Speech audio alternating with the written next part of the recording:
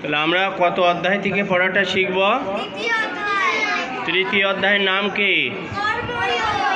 কর্ময়োগ। এখান থেকে আমরা কত নম্বর শ্লোক শিখব? 19। তো আমরা শব্দগুলো আগে জেনে নিই। সবাই বলো, তস্মাৎ অসক্ত সততম কার্যম কর্ম সমাচার অসক্ত আচরণ কর্ম পরম আপনতি পুরুষ। আরেকবার বলো, তস্মাৎ অসক্ত সততম কার্যম কর্ম সমাচার অসক্ত হি আচরণ কর্ম পরম আপনতি পুরুষ।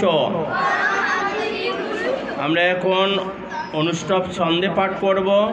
তস্মাৎ অসক্ত সততম কার্যম কর্ম সমাচার অসক্ত হি আচরণ কর্ম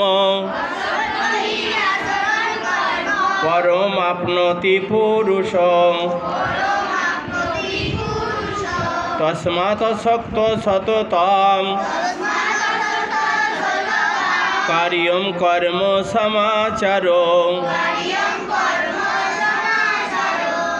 অসক্ত হি আচরণ কর্ম পরম আপনতি পুরুষ।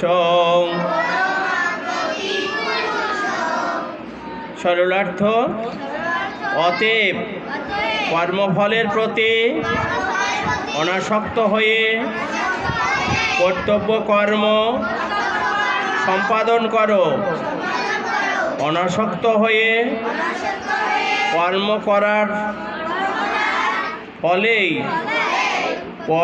পরম পদ বা মোক্ষ লাভ করা যায়। একজন বলো তো।